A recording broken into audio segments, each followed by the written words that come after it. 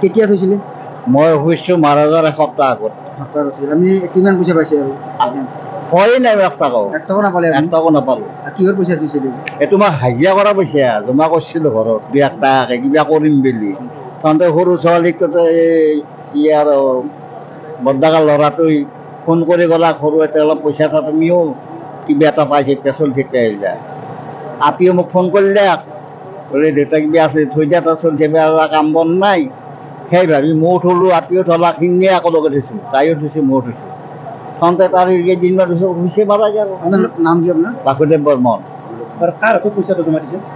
ইয়াৰ বৰ্দাকাৰ ল'ৰা। কি নাম? বিশ্বজিৎ। বিশ্বজিৎ বৰ্মন। বিশ্বজিৎ বৰ্মন। তেওঁৰ ভতিজৰ ল'ৰা? ভতিজা ল'ৰা। ধৰিলি ভাল দীপঙ্কৰক ধৰিলি ভাল আমি সেইটো ভাল পাওঁ ধৰিলি। আমাৰ 90,000 থৈছিলোঁ মই এতিয়া মাহটো মনত নাই তাৰিখটো 3 মাহ পালোঁ। কিমানকৈ পাইছিলে? 6,300কৈ পালোঁ 90,000। তাৰপিছত আৰু পোৱা নাই? আৰু পোৱা নাই। তাৰপিছত এনেকৈ আৰু মাৰাই গেল পিছৰ মাহত। আপুনি কাৰ হাতত পইচাটো জমা দিছে? মই হেৰি বিশ্বজিতৰ হাতত দিছিলোঁ আৰু ছোৱালী এটা বিশ্বজিৎ বৰ্মন। তেওঁ লয় চবৰে লয় আমাৰ বুলি নহয়। এইটো একে দেউতাকৰ ল'ৰা দুয়ো দীপঙ্কৰ আৰু বিশ্বজিৎ দুয়ো ভাগ। এই মাটি হেৰি দেই দীপঙ্কৰ হাতৰে এই মাটি। আপোনালোকৰ কিহৰ পইচা থৈছিলে? এই কষ্টৰ পইচা বেংকত 2-1 টাকাই থওঁ আমি একো নাপাওঁ অৰুণোদয় নাপাওঁ চৰকাৰৰো একো নাপাওঁ আমাৰ কষ্টৰ পইচাই চব। মানুহ থৈছিল এতিয়া কাম কৰিব নোৱাৰে এতিয়া বোলো 2 পইচা পাম 6,000কৈ পালিও আছোঁ আমাৰ সদায় পোৱা মানুহ কষ্টৰ পইচা সেইটো ভাবি আমি থলোঁ এনেকৈ যে মাৰা যাব। আৰু বিশ্বজিৎক আমি লগ ধৰা নাই আৰু ওলোৱা দেখা নাই। ওলাই নি আমি ঘৰক আহিব ভাল নালাগে না আমি ঘৰৰে মানুহকে ভাগি খুইৰে গং হেৰি সেনেকৈ ভাল নালাগে না খেদি আহিবৰ কাৰণে যিহেতু আমি তাহাঁতৰ বিশ্বাসতে থৈছিলোঁ।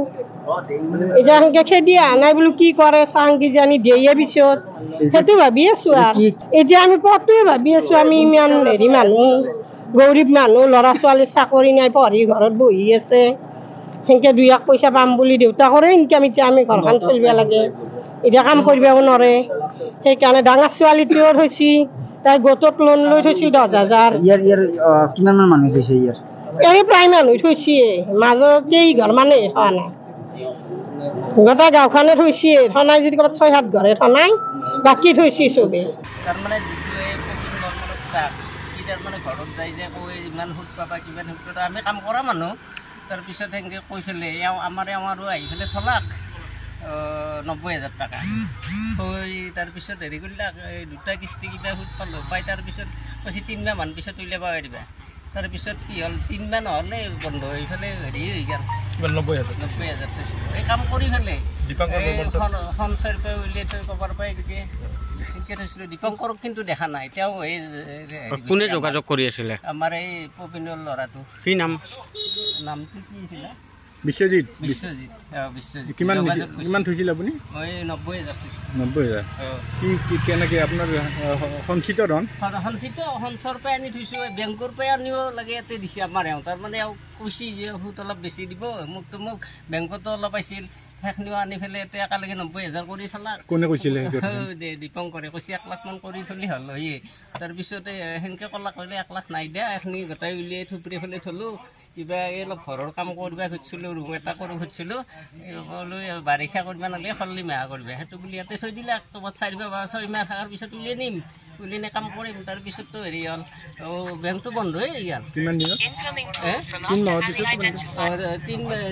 2 মাহ পালোঁ পইচা অলপ 2 মাহ পাই 3 মাহৰ পিছত কৈছে 3 মাহ 4 মাহৰ পিছত উলিয়াই দিব পাৰিবা পইচাটো সেনেকৈ ক'লা কৈ তাৰপিছত পইচা উলিয়াই নাতো বেংকে বন্ধ হ'ল। 2 মাহত কিমানকৈ দিছিল? 2 মাহত কিবা মই অৱশ্যে গম পোৱা নাই আমাৰ এওঁ জানে মই সেইটো নাজানো। আৰু তেখেতৰ কথা নাজানো মইতো আমাৰ হোৱা নাই মই যেতিয়া তাৰমানে গণ্ডগোল লাগে তেতিয়াতো নাপালোঁ এই পইচাখিনি মাৰ গ'ল আৰু কোনে আপোনাক পইচাটো কোনে কৈছিল? খবৰ তেনেকুৱা কোৱা নাই মই কাকো দোষাৰোপ নকৰোঁ সকলোৱে থৈছে গতিকে সকলোৱে সেইটো কয় আৰু বোলে থ'লে ভাল আৰু মাৰা নাযায় কিবা কিবি কয় আৰু দুগুণ দিম বুলি কৈছিল।